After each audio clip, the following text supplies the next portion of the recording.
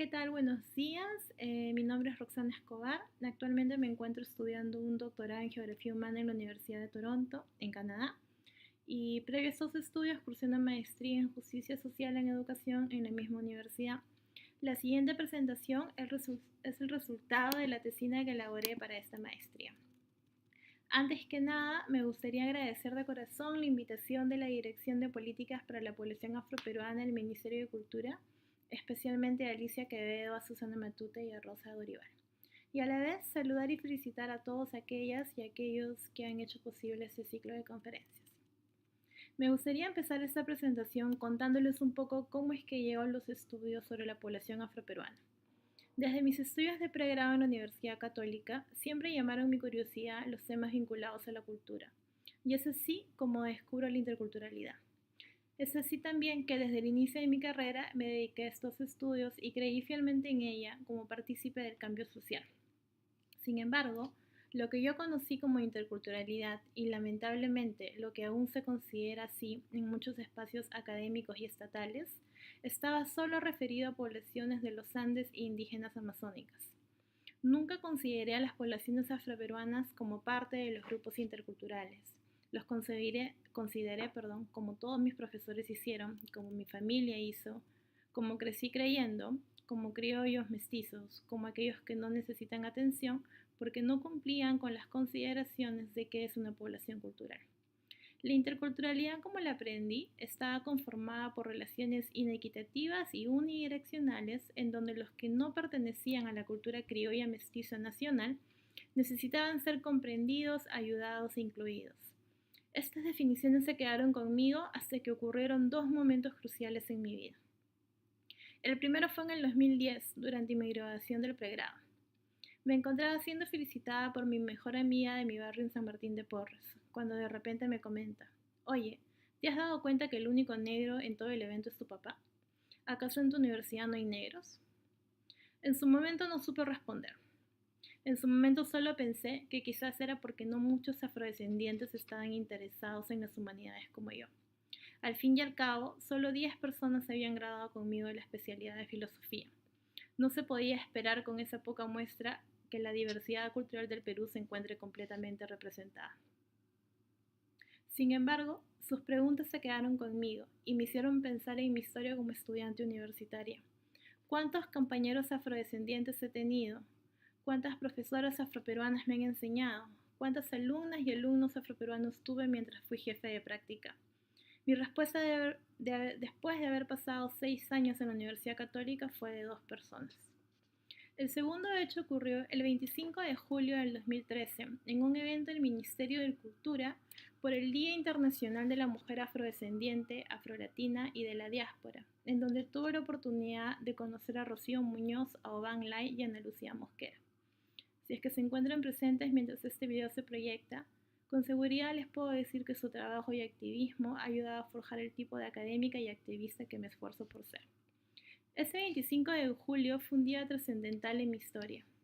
Comprendí que la población afroperuana no solo había sido invisibilizada de la historia oficial del país, sino que al mismo tiempo se les utilizaba y se les sobreexponía, y muchas veces deshumanizada cada vez que se les necesitaba, como si los afroperuanos fuesen fantasmas, como entes que sabemos que aparecen de vez en cuando, pero que no siempre queremos ver o reconocer su existencia, ni en la academia ni en el Estado.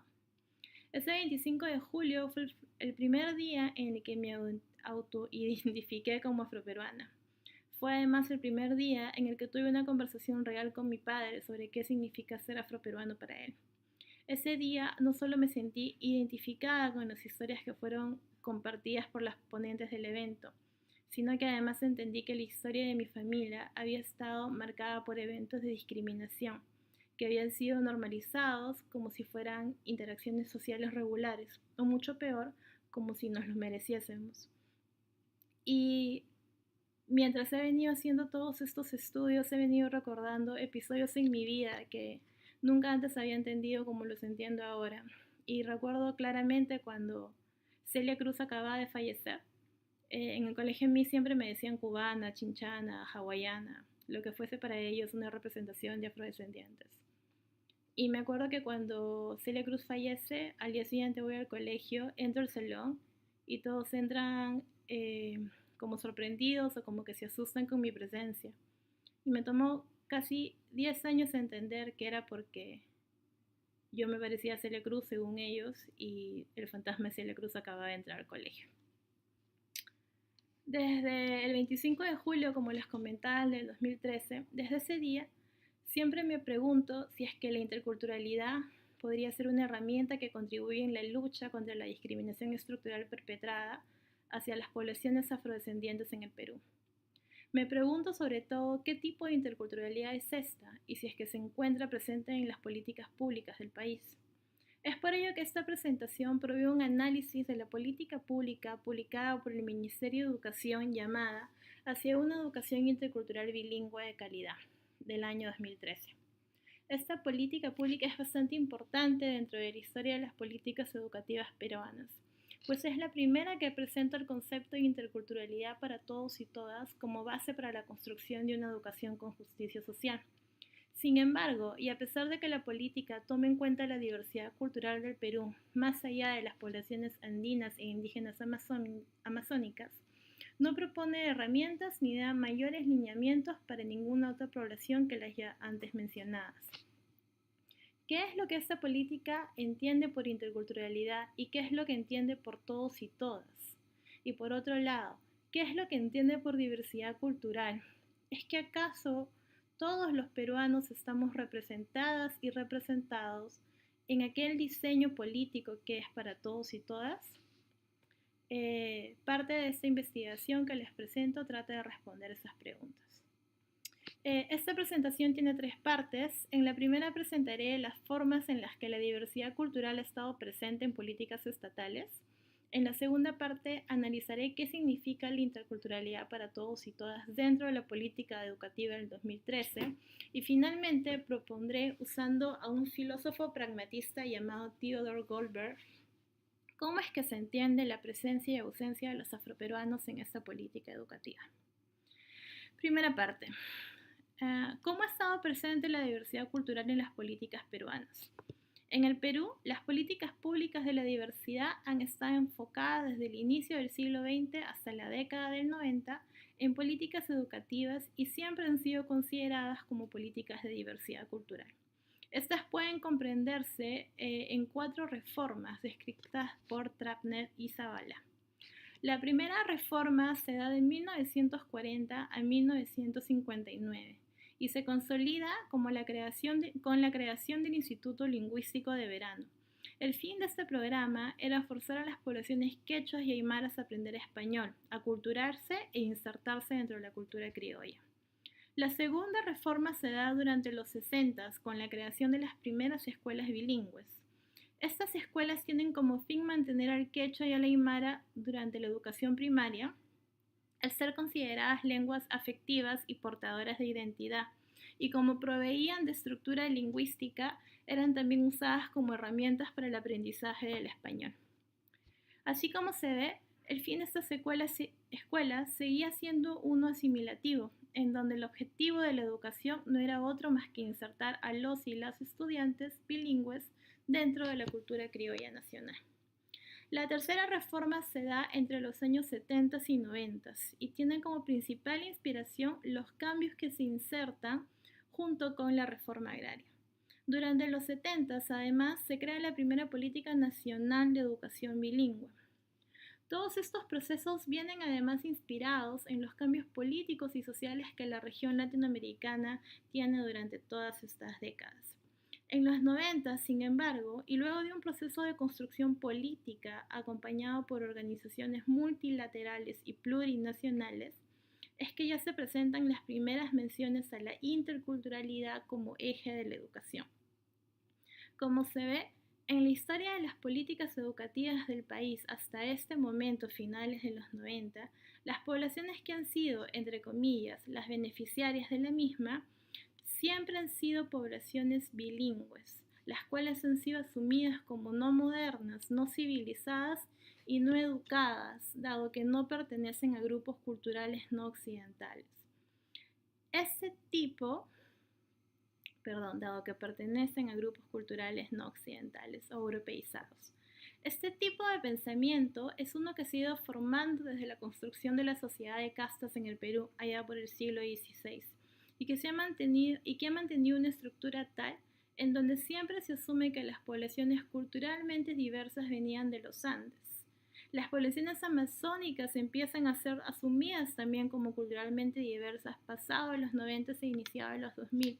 Y los afroperuanos, como todos ustedes saben, formalmente empiezan a aparecer también en los 2000, pero consolidándose en el 2011 en adelante.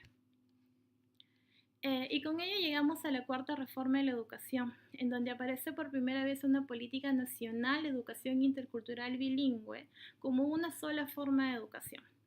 Por ejemplo, en el 2005, el Ministerio, en un cuaderno de trabajo llamado La interculturalidad en la educación, menciona, abro cita, la interculturalidad debería ser entendida como un proceso permanente de relación, comunicación y aprendizaje entre personas, grupos, conocimientos, valores y tradiciones distintas orientadas a generar, construir y propiciar un respeto mutuo y a un desarrollo pleno de las capacidades de los individuos, por encima de sus diferencias culturales y sociales. En sí, la interculturalidad intenta romper con la historia hegemónica de una cultura dominante y otras subordinadas, y de esa manera reforzar las identidades tradicionalmente excluidas para construir en la vida cotidiana una convivencia de respeto y de legitimidad entre todos los grupos de la sociedad. Como se ve, el proceso de la interculturalidad está enfocado en criticar y en romper procesos hegemónicos de construcción del conocimiento por la cultura criolla dominante. En este cuaderno de trabajo, sin embargo, tampoco aparecen los afroperuanos como parte de las, entre comillas, poblaciones subordinadas.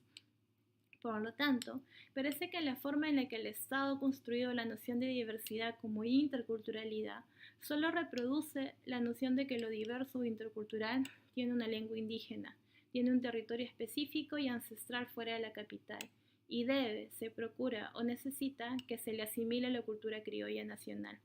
Rasgos que son cumplidos por las culturas andina y amazónicas, pero no contemplan a los afroperuanos en su totalidad. ¿Qué es, por lo tanto, la interculturalidad para todos y todas?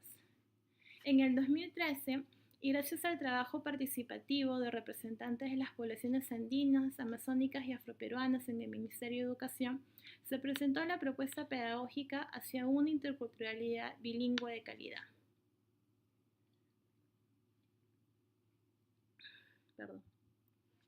Por el título, rápidamente podemos ver que está dirigido a poblaciones bilingües. Sin embargo, es una grata sorpresa encontrar que la forma en la que el proyecto ha sido elaborado critica las formas en las que la diversidad ha sido sumida en el país y promueve una nueva forma de hacer interculturalidad, en donde todas las poblaciones del Perú, incluidos inclusive aquellos que, entre comillas, pertenecen a la cultura criolla nacional, deberían aprender y reproducir. La interculturalidad para todos y todas, dice la propuesta pedagógica, abro cita. La interculturalidad es para todos y todas, abro cita, porque en el proceso de definir e implementar políticas educativas interculturales, no basta con fortalecer la identidad del discriminado o de las minorías. Es necesario al mismo tiempo formar a las mayorías para el encuentro intercultural, para erradicar la discriminación y para el diálogo intercultural en igualdad de condiciones. Cierro cita. Este tipo de interculturalidad se encuentra alineada dentro de lo que se llama interculturalidad crítica. Una interculturalidad que nace de académicos latinoamericanos que entienden a la interculturalidad como un ejercicio de justicia social, no solo como un proceso de reconocimiento de la diversidad. Para que la interculturalidad sea crítica y para todos y todas, como dice el documento del 2013, se tiene que primero decolonizar a los espacios públicos, iniciar un diálogo intercultural en igualdad de condiciones y tener en cuenta que las estructuras políticas y económicas han respondido a un liberalismo extremo, enfocado en el crecimiento económico y no en el buen vivir de los ciudadanos.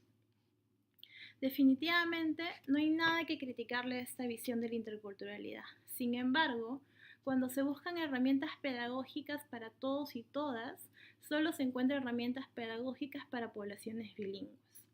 A pesar de que el documento asume que la educación intercultural no es solo para las escuelas rurales o para los pueblos originarios, no cumple con su papel de ser para todos y todas. ¿Cómo se promueve un cambio pedagógico real que asuma la multiplicidad de representaciones culturales del país si es que siempre se producen las mismas herramientas para las mismas poblaciones? ¿Por qué la noción de diversidad en el país sigue enquistada en nociones de bilingüismo y ancestralidad? Estas preguntas fueron parte de mi reacción luego de leer de principio a fin la propuesta pedagógica, esperando que, eventualmente, algún tipo de mención a los afroperuanos apareciese. Para mi sorpresa, estas menciones no traían herramientas educativas algunas, y en todo el documento solo se puede ver una foto de niñas afroperuanas con trajes típicos, ¿no? Entre comillas. Y con esto llego a la tercera parte. ¿Por qué los afroperuanos no están presentes en la interculturalidad para todos y todas, tal como se expone en esta política pública? Es importante pensar que los afroperuanos, así como las poblaciones andinas y amazónicas, han sufrido desde siempre discriminación estructural. Es solo posible pensar, por lo tanto, que una interculturalidad crítica para todos y todas será solo y únicamente de beneficio. Pero ¿por qué los afroperuanos no están representados en lo que ha sido una de las propuestas pedagógicas pioneras a nivel de crítica estatal? Y digo esto porque si se hace un estudio de lineamientos de las políticas públicas en educación, no sabe encontrar otra política que busque decolonizar el espacio público. No es común que los estados del mundo reconozcan que son los entes colonizadores. Es sorprendente, por lo tanto, que un estado como el peruano, que tiene una historia reciente inclusive de asimilación, tenga como fin no solo ponerse en cuestión a sí mismo, sino que además propone deconstruirse para buscar justicia social. Sin embargo, es a la vez decepcionante que inclusive en el proceso de desconstrucción los afroperuanos una vez más estamos ausentes. Una forma de explicar este fenómeno puede entenderse desde la teoría pragmatista de Theodore Goldberg. Para este autor, el concepto de raza en su nivel social ha sido creado en la modernidad para ayudar a diferenciar a aquellos que están en el centro, dígase, los europeos o descendientes de europeos, de aquellas que estaban en los márgenes, a quienes se les asumió como los otros. Para Goldberg, esta noción de otredad es la que alimenta a lo que luego los estados modernos van a llamar diversidad o diferencia cultural. Así, lo que las políticas públicas terminan construyendo o dejando de construir son propuestas enfocadas en mantener un estado en el que se ordene a las diferencias, es decir, un estado en donde la otredad se encuentre subyugada para que así los que mantienen el poder puedan vigilar, evaluar e inclusive nombrar y categorizar a la diversidad.